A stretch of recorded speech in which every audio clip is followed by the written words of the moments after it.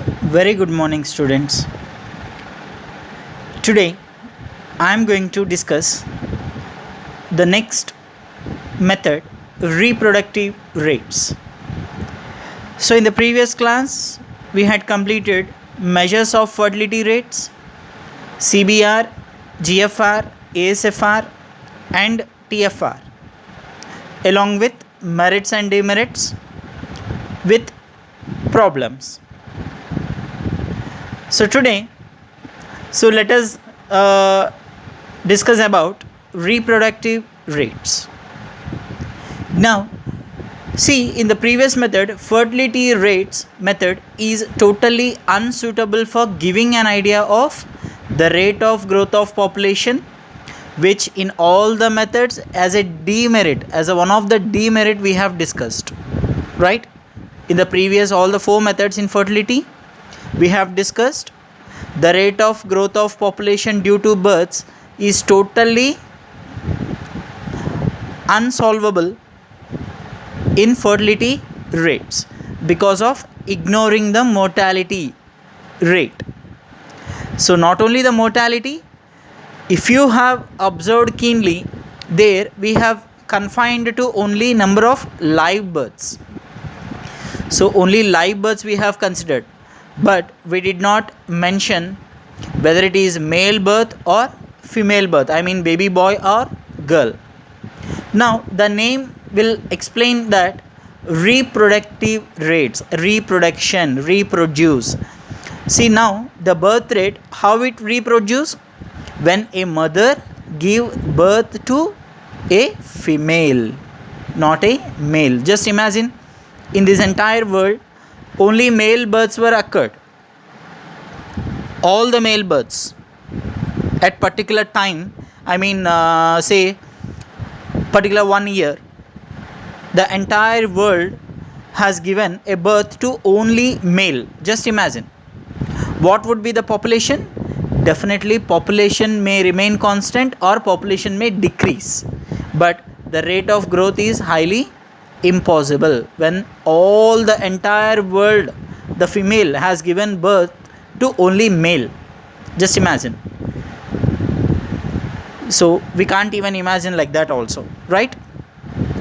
Now reproduction always happens to be done only when a mother give birth to female, then only the reproduction, I mean there is a chance of rate of growth of population, right? Only a mother can give birth. If mother give birth to a female, again there is a chance of next generation, I mean one more generation, there is a possibility, isn't it? Mother gave birth to a daughter and daughter gets married, and when she reaches that childbearing age, again she gives birth to a female. Now generation number 3, there is a possibility of reproduction.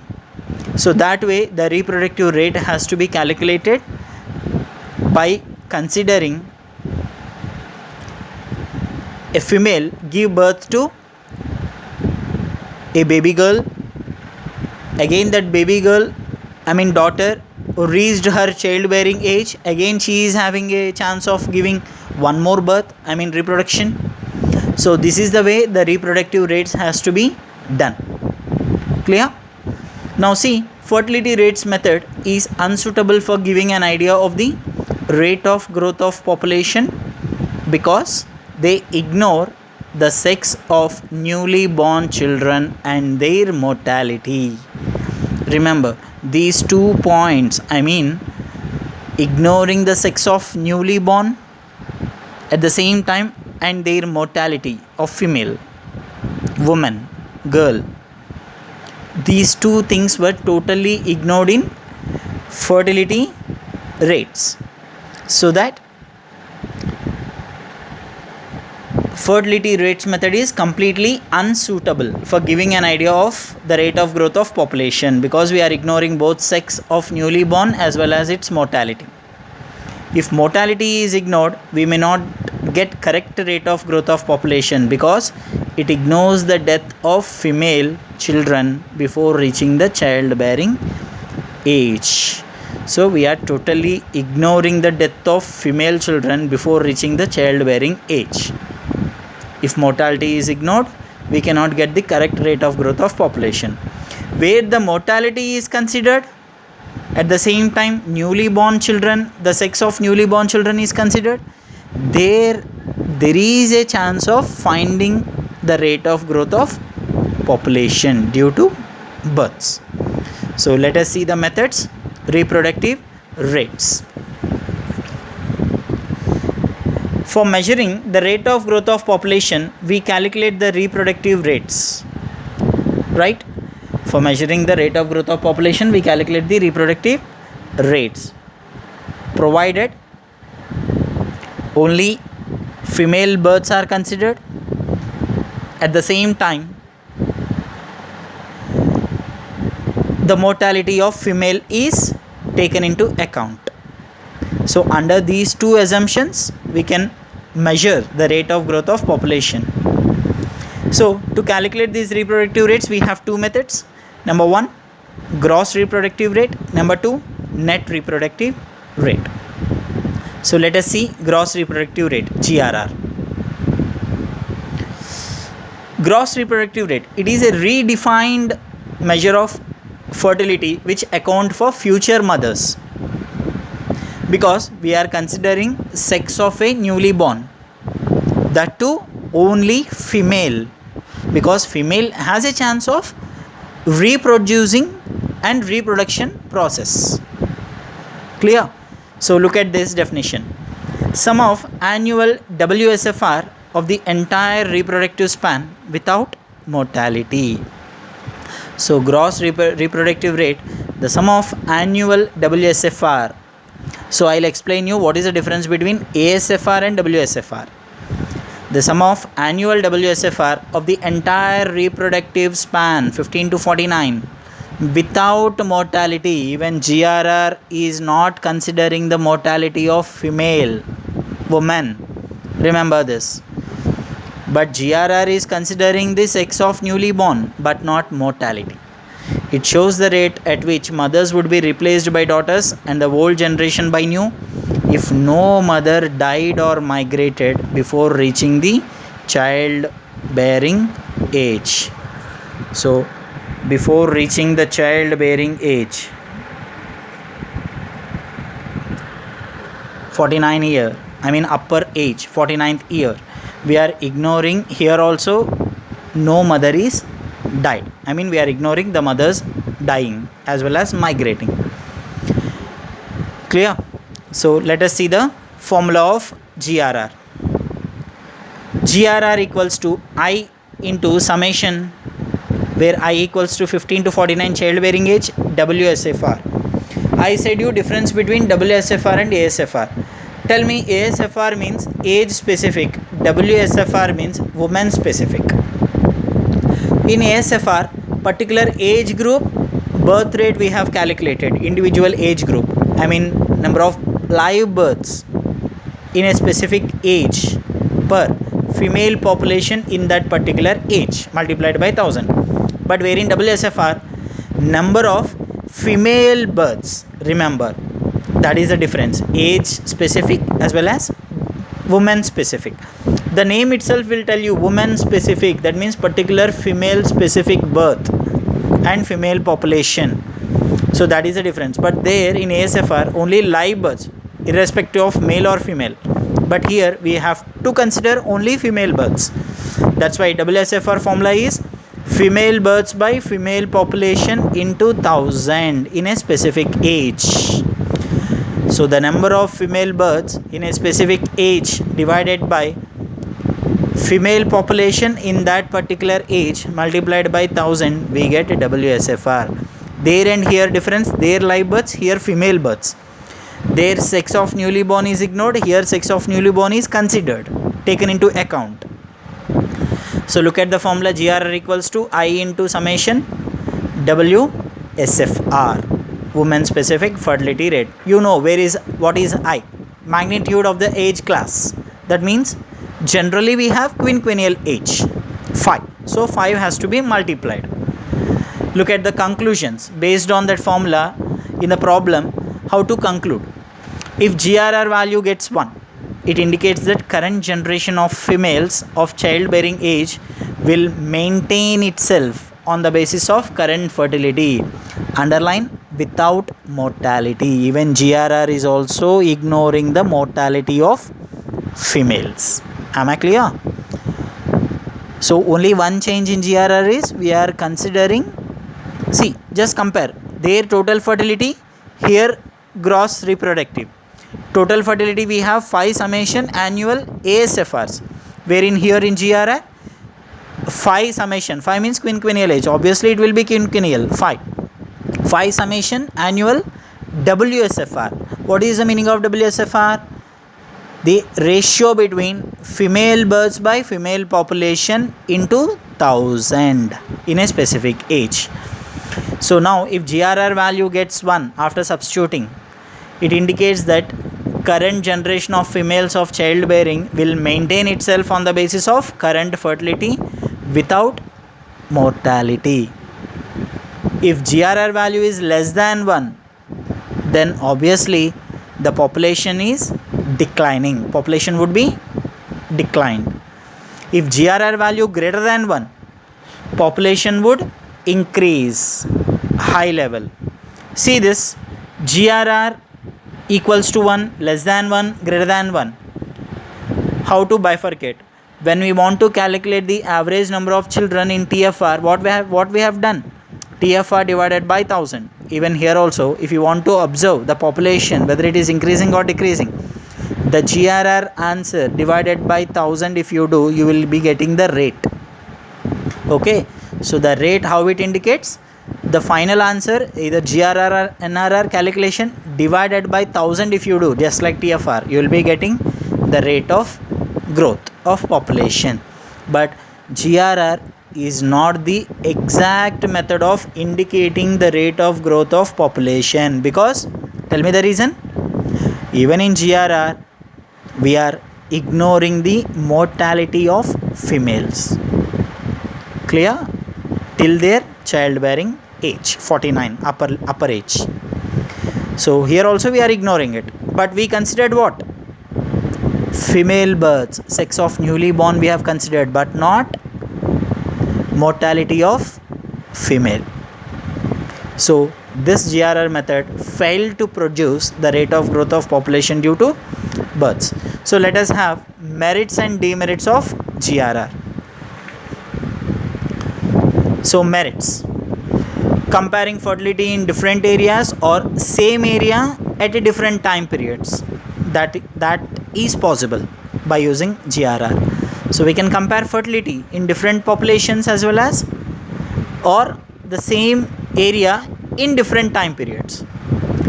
And second thing, as I mentioned, sex of newly born is considered. That means only female births are considered for future mothers, because reproduction, no, we want only mothers.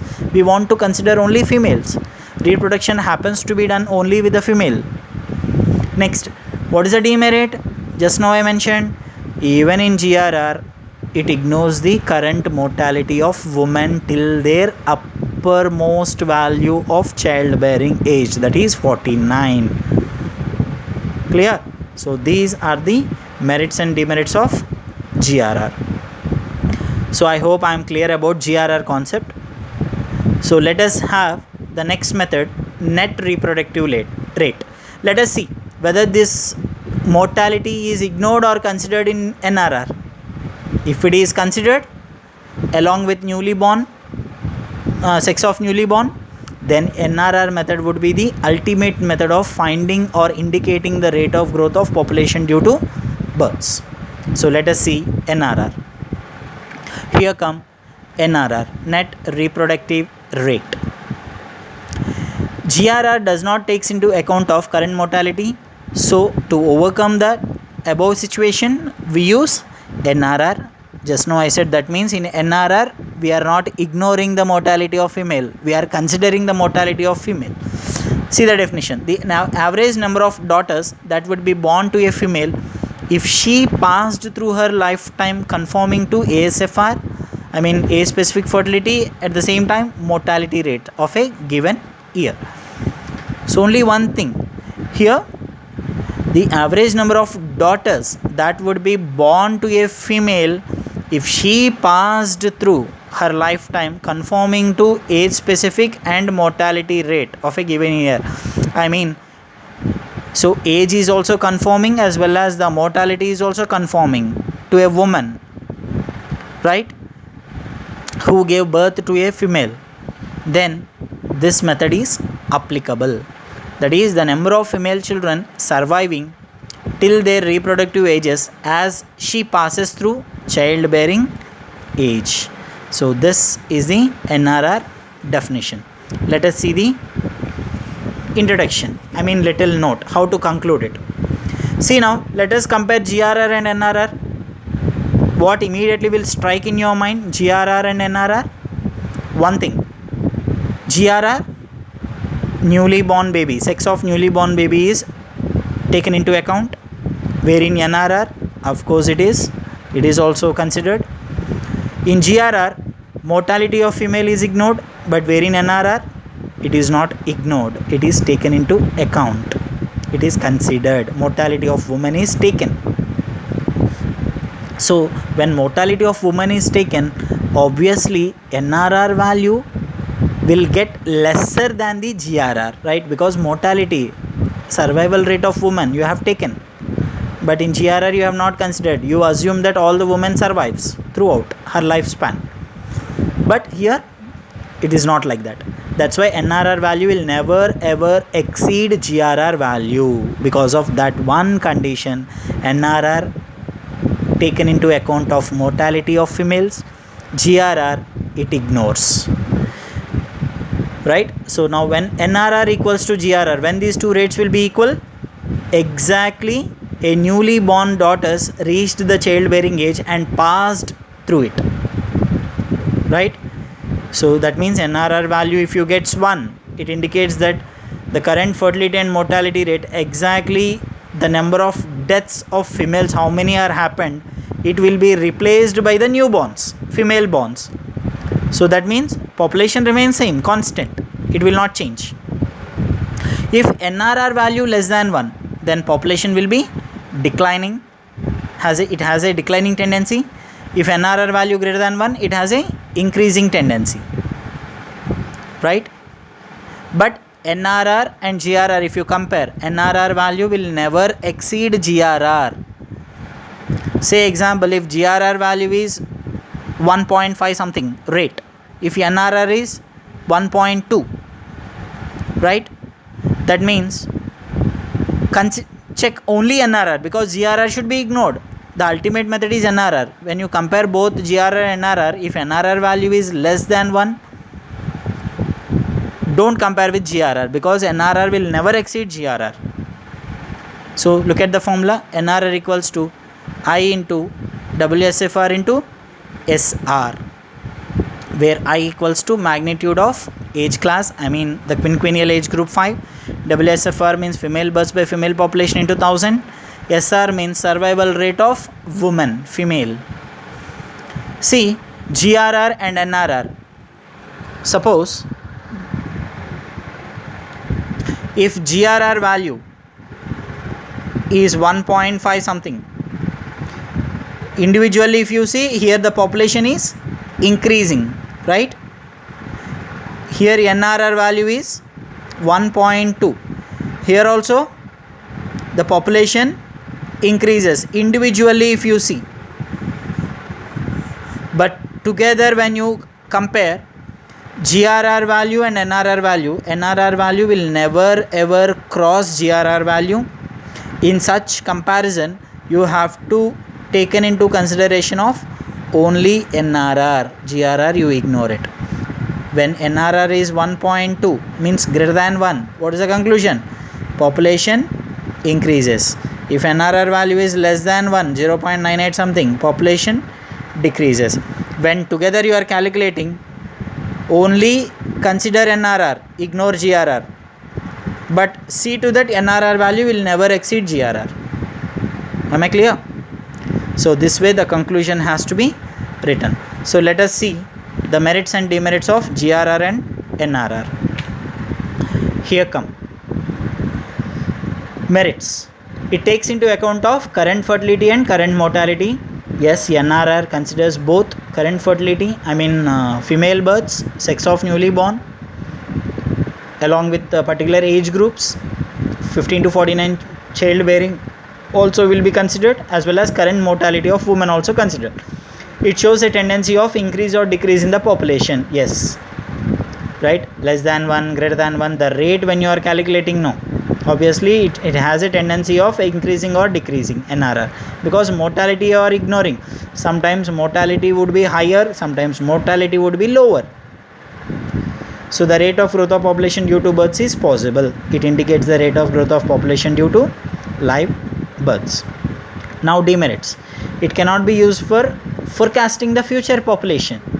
Only based on NRR, we cannot say that this is going to be the future population, because the mortality keeps on changing. It ups and downs will be there, obviously increasing or decreasing population will be there.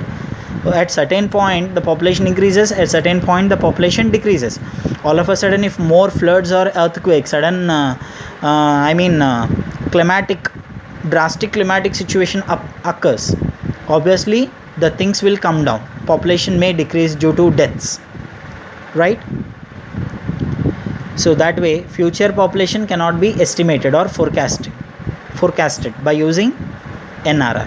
It assumes constant rates of fertility and mortality over a generation. In actual life, they are keeps on changing it. But here we have taken into account of in a constant rate the fertility and mortality. But in general actual day-to-day life, it is not possible. Constant rate may not be there. Ups and downs will be there. But here we assume that it has a constant rate of fertility and mortality.